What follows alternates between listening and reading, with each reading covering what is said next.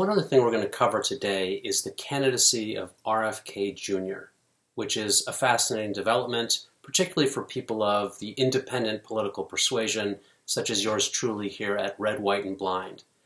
If you're new here, my name's Tony Brasunas, and the point of this channel is to break the spells of the corporate media and to discern the story behind the story.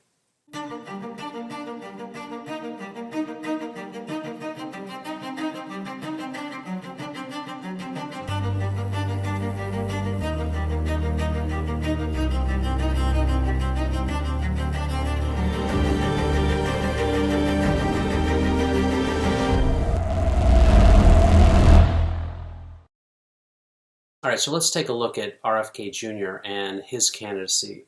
So he began running as a Democrat. His family, of course, his father was RFK Sr., who nearly became president before he was assassinated in California in 1968. His uncle did become president, JFK, John F. Kennedy, who was murdered or I should say assassinated in 1963. And Bobby Kennedy Jr. is now running. He is a fascinating candidate, I find. He was an environmental lawyer for most of his life. After struggling through several addictions early on in his life, he became a leading environmental lawyer. And then recently he's been opposed to vaccine mandates and sort of made his name most recently on that particular topic. But he's fought his whole life, I would say, to prevent corporate capture of regulatory agencies. So corporate capture is when, like, the CDC, for instance, gets captured by Big Pharma, and so their ability to regulate, or the FDA, I should say, gets captured by Big Pharma, so their ability to regulate drugs is compromised.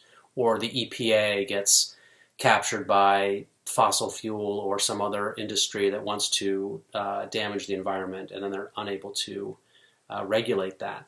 So anyway, so RFK was running as a Democrat, but he ran into several issues there, such as the fact that, first of all, the Biden administration will not provide him Secret Service protection, which I think is particularly stunning and disturbing given the history of his family. But then also they made a number of rules in the primary that were going to make it very difficult for him and also Marianne Williamson and any other Democrats running to mount a serious campaign for the nomination.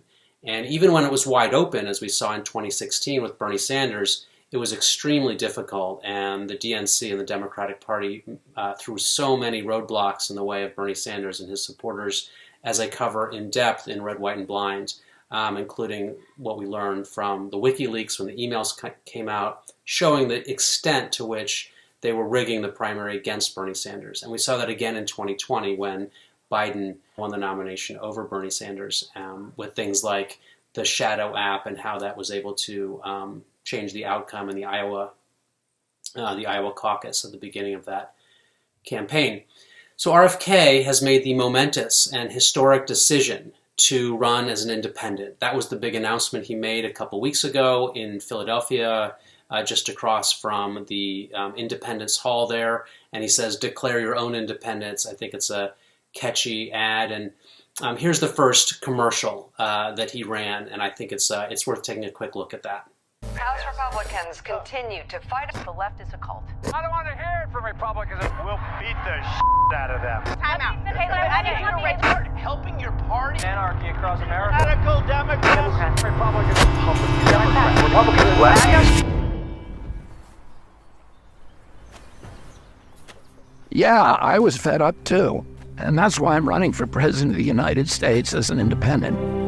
I'm Robert F. Kennedy Jr., and I approve this message. So I think it's an interesting message that I think will resonate with a lot of political independents who are kind of fed up. In fact, Red, White, and Blind, part of the reason that the book has found success, to the extent I've been able to find success with the book, it's because people really do feel that the media is deceiving them and that it's no longer has their best interests at heart, and they're not sure why. And so Red, White, and Blind, we really go into why that is and why it's quite clear that, yes, the corporate media does not have your best interests in heart. They're not trying to tell you true stories about what's going on in the world. They're trying to get you to believe stories that aid their own control of the narrative so that they can tell you what's going on in the world. We'll get into that more in other segments, but The other thing that's very interesting that I found with RFK Jr. is that in addition to his uniting message and I think the power of an independent run, he's continued to find difficulty receiving any kind of coverage other than really negative pieces in the mainstream media. And so for that reason, here on Red, White, and Blind, we will occasionally discuss RFK Jr. because it's almost impossible to find in the corporate media articles that are giving him a fair shake. Just one quick example is the situation that's happened with him. As I mentioned a minute ago, he's not given Secret Service protection, which all other candidates have always been. Any other candidate for the last 55 years since those assassinations has been given Secret Service protection when they've requested it. RFK Jr. has requested it numerous times from the Biden administration and not been given that protection. And now what we've seen just in the last week or two, we've seen a number of scenarios in which strange people have gotten very close to RFK. There was a situation in California not even very far from where his own father was assassinated in 1968, but a man dressed in sort of this like costume of a U.S. Marshal with like some badges and guns, making him look like an official person, was able to sort of sneak into this place RFK was doing an event and get very close before his own personal private security was able to identify and isolate him and eventually have the police come in and take him away.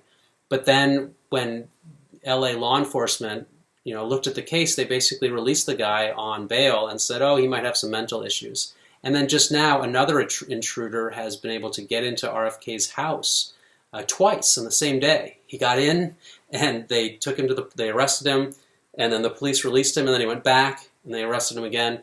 So it's a really interesting story, and I find it disturbing, and it's not being covered in the media, so I find it something worth contemplating why the Biden administration would not be providing Secret Service to RFK Jr. It's not like he's a minor candidate. At this point in polls, he's receiving somewhere between 15 and 30% of the vote, and this is with essentially no media coverage if he's in a head-to-head with Biden and Trump. Okay, well that's it. That's the story of RFK Jr.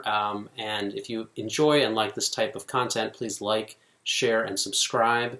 I'm Tony Bersunas. You can find all of this at tonybersunas.com or at my Substack, which is redwhiteandblind.substack.com.